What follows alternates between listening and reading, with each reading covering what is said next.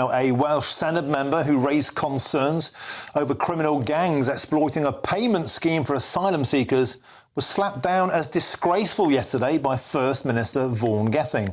James Evans, a Conservative Senedd member for Brecon and Radnorshire, had pressed the First Minister on the measures the Welsh Government had in place to safeguard asylum-seeking children from all forms of criminal gangs. Well, let's have a look at their exchange. The Welsh Government has supported unaccompanied asylum-seeking children by allocating £2.57 million for 67 children through the Universal Basic Income Care Leavers pilot. In light of this, First Minister, could you I want to hear the question being put by the member, please.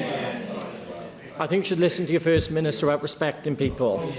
In light of this, could you please elaborate on the specific measures the Welsh Government has put in place to safeguard those children from all forms of exploitation, including those from criminal gangs? Because what we could see from this scheme is a way for those criminal gangs to access money and exploit the most vulnerable people in our society. That's not something I want to see. It's not something my group want to see, but the Welsh Government need to take this issue seriously, because this is something that could really happen to vulnerable children. The member draws a link between illegal migrants and the Rwanda scheme and the care leavers pilot on universal basic income, and I think the attempt to do that is genuinely disgraceful. Genuinely disgraceful. Well, joining me now to discuss this is the Conservative member of the Welsh Parliament, James Evans. James, welcome to the show. You raised a perfectly viable question there about child exploitation, taxpayers' money being used for that, and yet when you tried to raise that point, you were called disgraceful. I know, I was actually generally shocked, because these are some of the most vulnerable people who do come into our country via routes, and they can be exploited by criminal gangs, and I think it's a genuine question to ask of the Welsh Government. They are giving them money, but what safeguards are they putting in place to make sure that these young people aren't being exploited?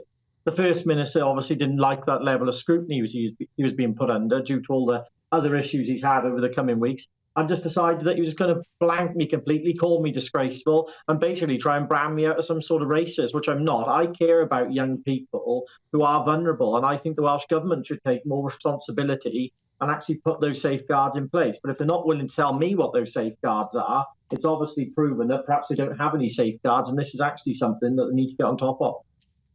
And James, could you just clarify for us exactly how this payment scheme can or has been potentially abused?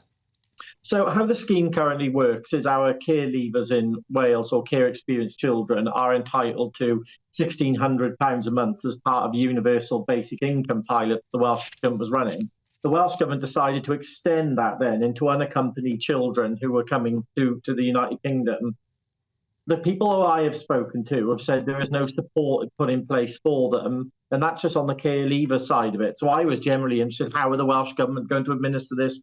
Of course, those people who are coming here unaccompanied, whose families are potentially being left behind, and those are the people who could be exploited by the same criminal gangs who are pushing people in small boats across the English Channel. That needs to stop, and if the Welsh Government providing this level of support, they need to make sure that the safeguards are in place, because I don't want to see no young person who is fleeing some of the most dangerous war-torn countries across the world coming here being exploited by disgusting criminal gangs whose sole purpose is to make money out of other people's miseries.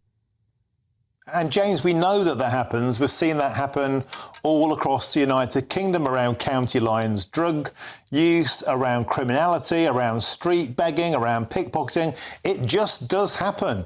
That is a statement of fact. Why do you think there's such a visceral and immediate response to slam down that conversation, to call you divisive, to imply that you're racist? And who does that help? It doesn't help the children, does it? It doesn't help the children, but this comes on the back of all the issues that Vaughan Gething has had lately around scrutiny, taking £200,000 from somebody convicted of environmental fraud, somebody as well who has also deleted text messages relating to maybe COVID on something else. The First Minister has dodged and dodged scrutiny, and his time as First Minister, even this very short period, has been put under intense scrutiny.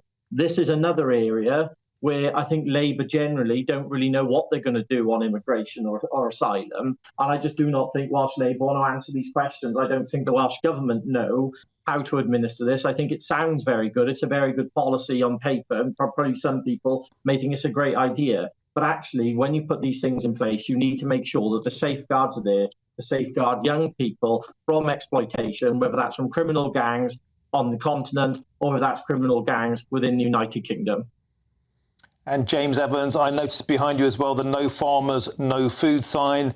That's a cause we've been supporting widely here on GB News because, of course, without farmers, we don't have that food supply issue, and they're being forced into poverty by punitive policies they're fighting back against, and particularly in Wales. And whereas the French say it with fire, the Welsh said it with a choir.